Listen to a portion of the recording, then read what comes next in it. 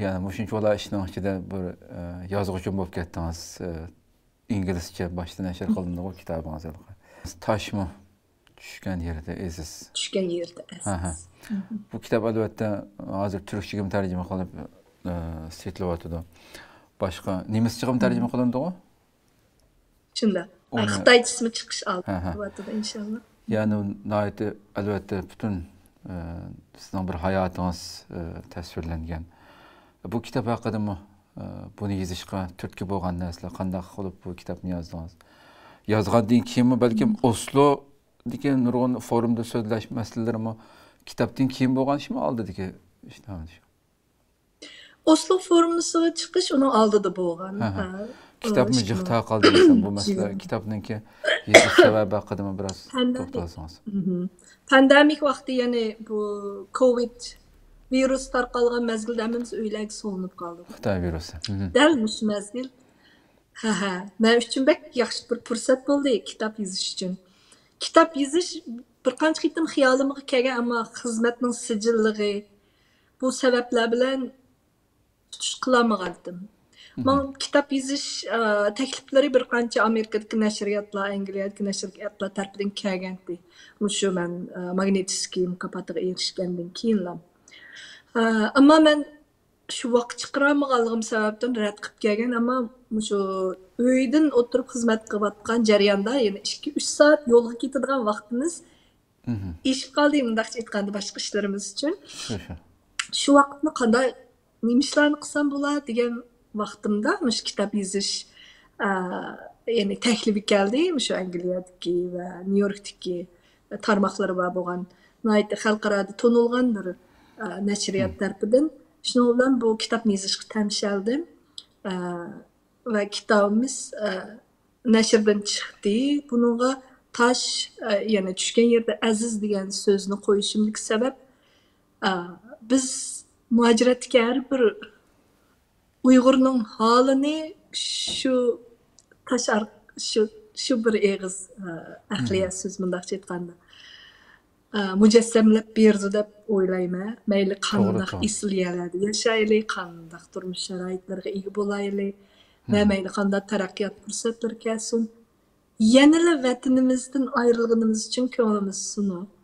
Bir kuni vatan ketaman deydigan arzu, armonni tengib turib yashaymiz. Shu hijrat qilgan insonlarni tasvirlaganda shu tashma tushgan yerda aziz deydi-ku. Shu.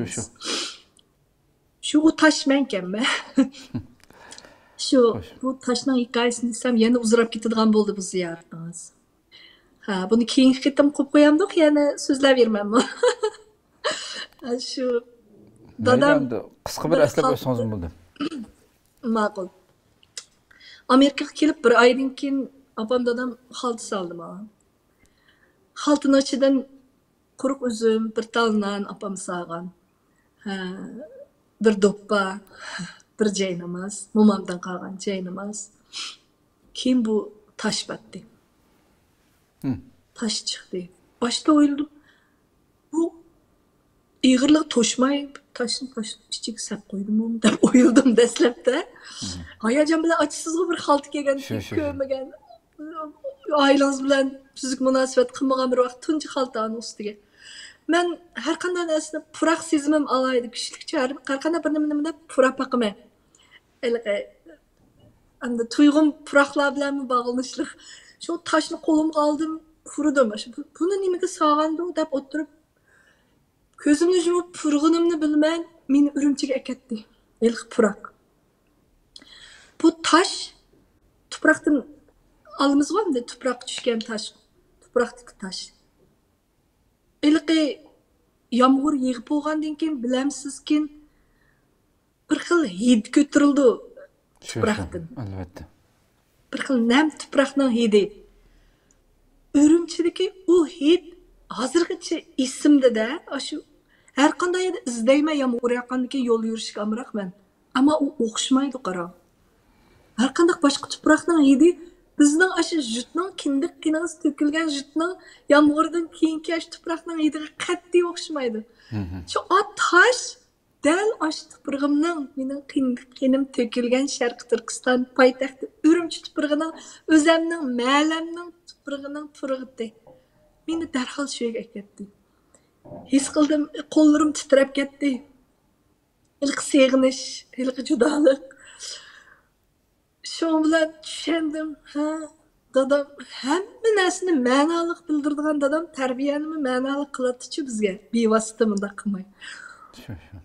Vositalik qiladi. Taş tushgan yerda aziz demoqchi ekanda dadam dedim. Şu telefonni qildim. Oy, xaltini oldingizmi bolam bu deyishdi, ha. Rahmat, bek ma'noliq narsalarni sabsizlar, menga saqlig'i bek. Taş tushgan yerda azizmi dada dedim. Ha, mening aqlli qizim dedi. U menga bek ta'sir qildi, tushundim bu yan 7-8 qitim uy ko'chibdimi, ilqi toshni eng boshida sumkamga silib olmay, juda ketmisin deb. Angushtar men uchun. To'lib purabmi, ilqi qo'llarimning ta'lari bilanmi, ilqi tosh paqirab ketibdi hozir. Ammo yana Urumchini aslida fursat. U vatanimning bir parchasi, Sharq Turkistonning bir parchasi.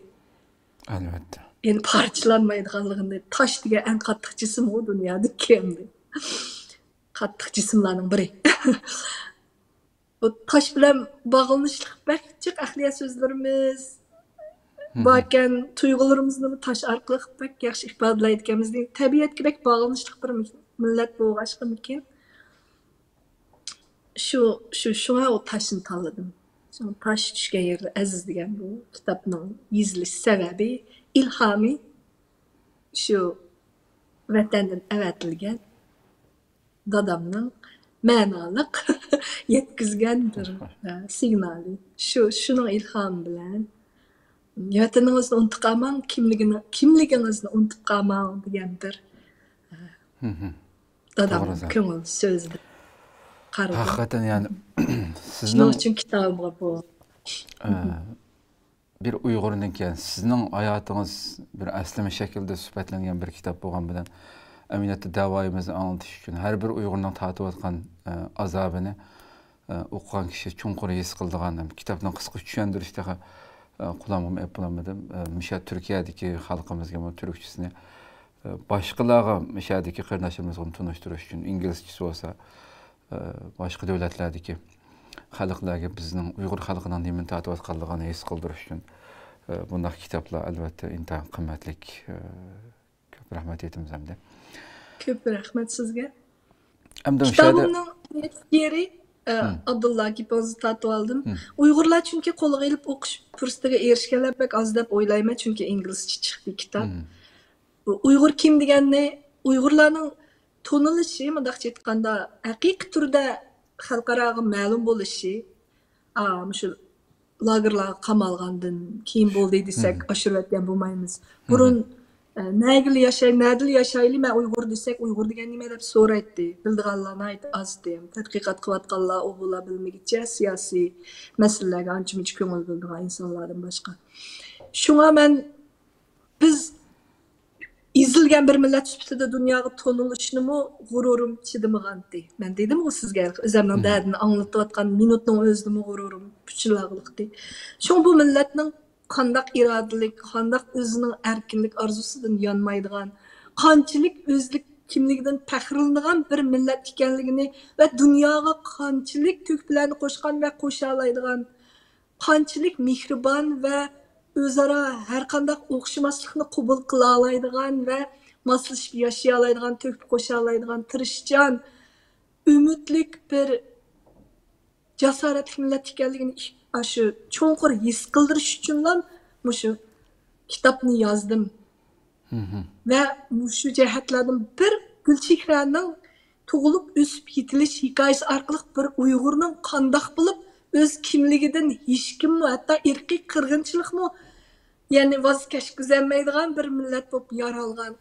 Nima uchun bularni bu Sharq Turkiston tuprog'iga bog'langan bu sevgi muhabbatini mushin uzun musafini uzolmaydigan qandaq mehr muhabbat bir millat ekanligini tanitish uchun yozdim. Va bu kitob texnik qo'llarga yetib berishini albatta arzu qilmay, mumkin bo'lsa Türk o'qirmanlarimizning ko'plab, ya'ni o'qishini albatta arzu qilmay va buning kelgusida Uyg'urchasini e'lon qilishga tirishmay va sizning bu fursatda kitobim haqida bir tanishtirib berganligingizga ko'p rahmat. Siz rahmat etmez albatta. Uyg'ur chiqishi va nihoyatda muhim kelgusi nurg'un yoshlarimiz uchun, muhojiratga yetilayotgan yoshlarimiz uchun.